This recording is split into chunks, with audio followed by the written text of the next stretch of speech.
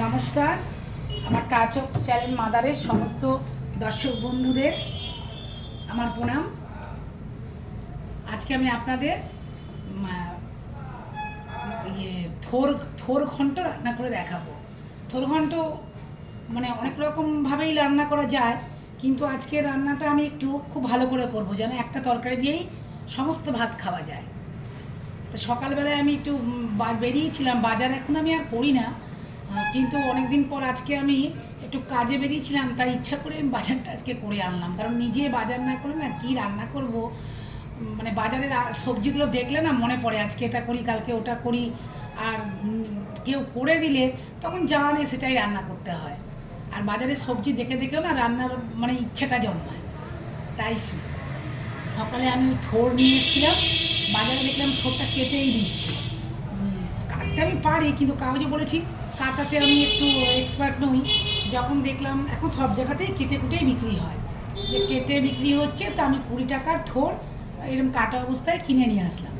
তো থোরের একটা বিশেষত্ব কি, থোরটাকে নুন আর হলুদের জলে আধা ঘন্টা ভিজিয়ে রাখতে হয়। এইটা কিন্তু মাস্ট করবেন, আধা ঘন্টা নুন আর হলুদের জলে থোরটাকে ভিজিয়ে রাখবেন, তাহলে থোরের কষটা উঠে যায় আর থোরের কালারটাও দেখতে সুন্দর লাগে। আর ফোড়নের জন্য আমি যে এই সমস্ত নিয়েছি, মানে ফোড়নে দেবো আমি তেজপাতা, 2টো লং, দারচিনি আর 2টো এলাচ। আর মশলা আমি নিয়েছি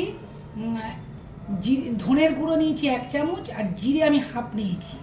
রান্নায় আমি ধনে দিতে একটু ভালোবাসি, আর ধনে দিলে রান্নার টেস্টটা বাড়ে, আর ধনের দামটাও কম, সব দিক দিয়েই ভালো হয়। আর নুন, হলুদ, এর মধ্যে চিনিটা আমি পরে এর মধ্যে চিনিটা দিয়ে নেবো, এখনও দিইনি। আর একটু কাজু কিশমিশ দিয়ে নিয়েছি, আর একটু গোবিন্দভোগ চাল 3 চামচ মতো নিয়ে ভালো করে ধুয়ে নিয়েছি, আর কটা কাঁচা লঙ্কা এলো দিয়ে সব পেস্ট করে নেবো। আর যেহেতু ধনে জিরের পেস্টটা আছে, গুঁড়োই নিয়েছি, অসুবিধা নেই। আর এবার এটাকে আমি প্রেসারে সেদ্ধ করে নেব। এই যে থোরটাকে আমি সেদ্ধ করে একটা ফুটো থালে ঢেলে নিয়েছি, এবার এটাকে চিপে চিপে সব জলগুলোকে বার করে নেব। ব্যাস, এটা হয়ে গেল। জলটা আমি সব ঠান্ডা করে নিয়েছিলাম আমি একটুখানি। কড়াইতে তেল দিয়েছি, তেলটা গরম হয়ে গেছে। এবার তেলের মধ্যে আমি হাফ চামচের থেকে একটু কম জিরে ফোড়ন দিয়ে দিলাম। জিরেটা ভাজা হয়ে গেলে আমি ওই 2টো গরম মশলা, এই একটু দারচিনি রেখেছিলাম সেটাকে একটু গুঁড়ো গুঁড়ো করে দিয়ে দিলাম, আর এলাচ 2টোকে সারাশে দিয়ে চিপে একটু ফাটিয়ে দিয়ে দিলাম, মানে যাতে বীজগুলো, মানে ভেতরের বীজগুলো এলাচে বেরিয়ে যায়। লবঙ্গও দিয়ে দিলাম, দারচিনি দিয়ে দিলাম, সব দিয়ে দিয়েছি।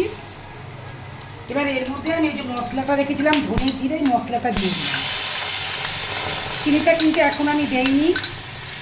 এবার এর মধ্যে আমি একটু চিনি দিয়ে দেবো। চিনিটা একটু 1 চামচ পরিমাণই দিলাম। চিনিটা একটু বেশি ভালো, মানে একটু দিলে মিষ্টি মিষ্টি, এইটা একটু মিষ্টি মিষ্টি স্বাদই ভালো লাগে, এটা খুব ঝাল ভালো লাগে না, নিরামিষ তরকারি তো। এটাকে ভালো করে কষিয়ে নেব।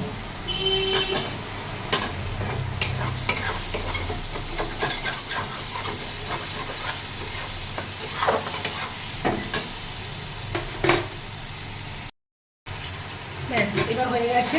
দেখবেন কাঁচা লঙ্কার গন্ধ একটু ইয়ে করে দেখবেন যে কাঁচা লঙ্কার গন্ধটাও আস্তে আস্তে চলে গেছে। এবার আমি এর মধ্যে এই থোরগুলোকে সব দিয়ে দেবো। আর নুনটার কথা বলি, আমি নুনটা যেহেতু সেদ্ধর সময় দিয়েছিলাম, পরে মশলা দিয়ে যে আমি নুন হলুদ মিশিয়েছিলাম, সেখানে আমি একটু নুন হলুদ বুঝে শুনে কমই দিয়েছিলাম প্রথমে, কারণ যেহেতু সেদ্ধর সময় নুন দেওয়া থাকে, তাই নুনটা আর হলুদটা দেওয়ার সময় একটু দেখে নিতে হয়। এবার এটাকে আমি খুব ভালো করে কষাবো, এইভাবে একদম শুকনো শুকনো করবো আর ভালো করে কষিয়ে নেব।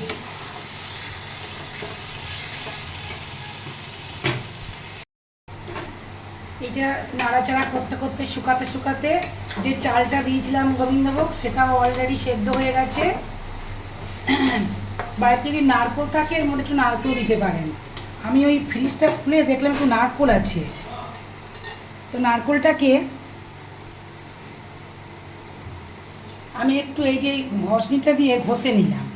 আছে যখন একটু দিয়েই দিই, ভালো করেই করি। দেখা যাচ্ছে বাবু? আছে যখন একটু দিয়েই দিলাম।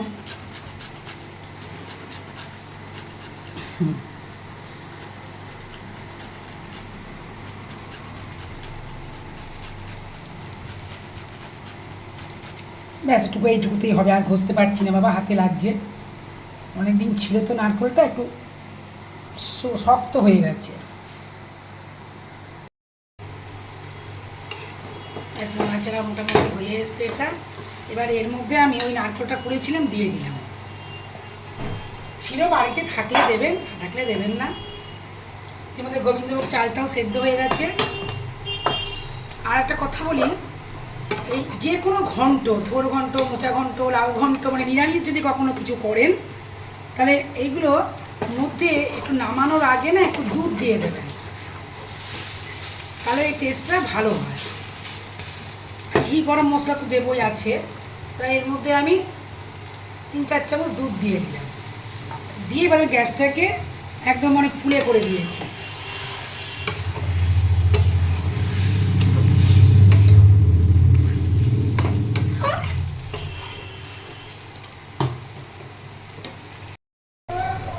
ব্যাস হয়ে গেছে। বা এর মধ্যে ঘি দিয়ে দিলাম। ঘি যদি না খান তো দেবেন না, খেলে দেবেন। যদি বারণ থাকে কারো তাহলে তো দিতে পারবেন না, তাহলে দেবেন না।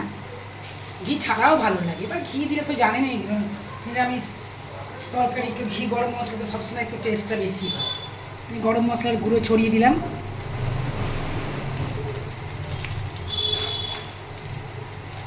ব্যাস একদম আমার রান্না কমপ্লিট। আপনারা এটা রান্না করবেন, দেখবেন নিরামিষের দিন সবাই খাবে, আর এটা দিয়েই ভাত খেয়ে নেবে, আর কিচ্ছু লাগবে না। দেখবেন খুব সুন্দর হবে রান্নাটা। আর আমার রান্না যদি ভালো লাগে, আপনারা রান্না করে আমাকে কমেন্টে জানাবেন কেমন লেগেছে, তাহলে আমারও নতুন নতুন রান্না করতে ভালো লাগবে। আর আমার চ্যানেলটাকে সাবস্ক্রাইব করবেন নতুন নতুন রান্না পেতে, আর শেয়ার করবেন, লাইক করবেন।